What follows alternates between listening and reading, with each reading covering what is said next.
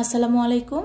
আপনাদের সাথে আজকে শেয়ার করতে চলেছি ইফতারিতে প্রাণ জুড়ানো একটা শরবত। এটা হচ্ছে বিটরুট দিয়ে তৈরি করেছি। তো এখানে হচ্ছে আমি একটা বিটরুট নিয়েছি আর এই বিটরুটটা ভালো করে খোসা ছাড়িয়ে আমি ভালো করে ধুয়ে নিয়েছি। এরপরে এইটা হচ্ছে একটা গ্রেটারে খুব ভালো করে গ্রেট করে নেব। আপনারা চাইলে হচ্ছে বটির সাহায্যে কুচি কুচি করে কেটে নিতে পারেন। এই বিটরুট এবার হচ্ছে সেদ্ধ করে নেব। এই জন্য আমি চলে গেলাম চুলায় একটা কড়াই দিয়ে দিলাম আর দিয়ে দিলাম কুচি করে রাখা বিটরুটগুলা। এরপরে হচ্ছে দিয়ে দিলাম 500 গ্রাম পরিমাণে পানি। পানির পরিমাণটা আমি যে পরিমাণে দিয়েছি তাতে হচ্ছে 5 গ্লাস হচ্ছে শরবত হবে। এরপরে আমি দিয়ে দিলাম 2টা এলাচ।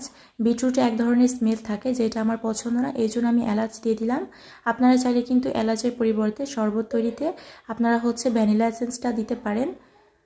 এইবার হচ্ছে আমি বলক তুলে নেওয়ার পরে প্রায় 4-5 মিনিট জাল করে নিয়েছি। এবার হচ্ছে একটু ছেঁকে নেব। ছেঁকে নিয়ে এই বিটরুটের অংশগুলো ফেলে দেব আর শুধুমাত্র বিটরুটের এই জুসটা নেব। এবার হচ্ছে ঠান্ডা হওয়ার জন্য রেখে দিলাম। ঠান্ডা হয়ে গেলে এটা আমি নর্মাল ফ্রিজে রেখে দেব, একটু ঠান্ডা করে নেব। আপনারা চাইলে হচ্ছে ডিপ ফ্রিজে রেখে এটা বেশ ঠান্ডা করে নিতে পারেন অথবা হচ্ছে আইস বানিয়ে নিতে পারেন।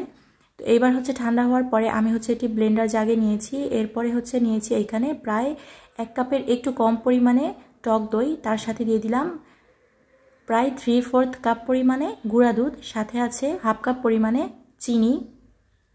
আপনারা চাইলে চিনির পরিবর্তে এখানে মধু ব্যবহার করতে পারেন। এরপরে খুব ভালো করে ব্লেন্ড করে নেব। যেহেতু এইবার অতিরিক্ত গরম না, যার কারণে আমি এখানে হচ্ছে আইস কিউব ব্যবহার করছি না। আপনারা চাইলে কিন্তু আইস কিউব ব্যবহার করতে পারেন। প্রায় 5 থেকে 6 মিনিটের মতো আমি ব্লেন্ড করে নিয়েছি। এটা যতটা সম্ভব একটু বেশি সময় ব্লেন্ড করলে বেশি খেতে ভালো লাগবে।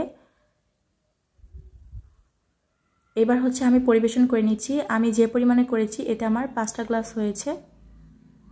আপনারা চাইলে এখানে আরও কম বেশি করে নিতে পারেন। আজকের এই সহজ শরবতটা আপনাদের কাছে কেমন লাগলো অবশ্যই জানাবেন। আর যদি ভালো লেগে থাকে আমার চ্যানেলটি সাবস্ক্রাইব করে আমাকে সাপোর্ট করবেন।